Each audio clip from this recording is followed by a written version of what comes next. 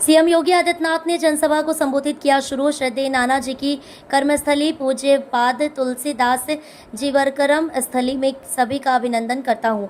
वनवास के समय भगवान राम मां जानकी के साथ लक्ष्मण जी के साथ सबसे ज्यादा समय चित्रकूट में बिताया है। उस समय के सामाजिक आधार बने उन सभी जातियों के बारे में उल्लेख करते हुए हमारे शास्त्रों ने किया है। ये मेरा सौभाग्य है कि इस कृषि विज्ञान केंद्र के कार्यक्रम में अवलोकन करने का सौभाग्य प्राप्त हुआ है। बहुत ही भव्य प्रतिमा है तुलसीदास जी की, जिसका मैं अनावरण करने आया हूं।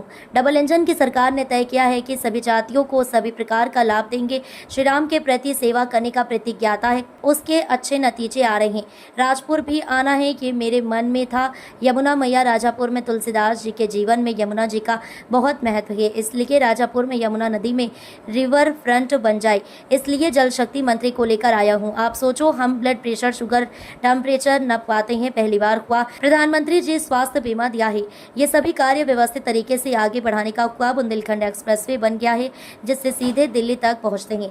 राम वनपथ गबन मार्ग बन रहा है, रोपवे बन गया है। स्वच्छता के अभियान को और आगे बढ़ाने का कार्य हो रहा है। चित्रकूट की धरती में सब संभव होता है। 1990 में क्या स्थिति रहेगी होगी, नानाजी देशमुख जी को कहा गया है। नानाजी ने अपने प्रचारक कार्यकाल की शुरुआत गोरखपुर से ही की थी। देश का पहला सरस्वती शिशु मंदिर गोरखपुर में शुरू हुआ था। जगतगुरु स्वामी संतोषाचार्य जी महाराज सतवा बाबा,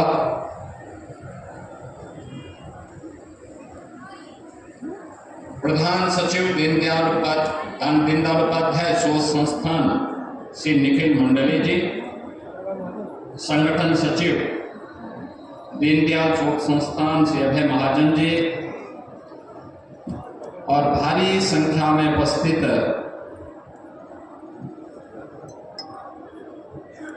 परमानंद आश्रम पद्धति विद्यालय यूनिवा के इस प्रांगण में उपस्थित सभी मेरे उपस्थित बहनों और भाइयों, श्रद्धेय नानाजी की कर्मस्थली पूज्यपाद तुलसीदास जी महाराज की पावन जन्मस्थली और आदि महाकाव्य के रूप में रामायण जैसा पवित्र ग्रंथ जिस पावन धरा ने दिया हो, ऐसे लालापुर की इस पावन धरा को मैं कोटि कोटि नमन करते हुए आप सबका मैं हृदय से अभिनंदन करता हूँ। प्रस्ताव के रूप में मां जानकी के साथ, अपने अनुज लक्ष्मण जी के साथ भगवान राम वनवास कालखंड का सर्वाधिक समय यहीं पर उन्होंने यहाँ के ऋषि मुनियों के आश्रमों में, उनके सानिध्य में, इस पूरे क्षेत्र में उस समय के भारत की सामाजिक व्यवस्था के आधार बने हुए कोल, भील,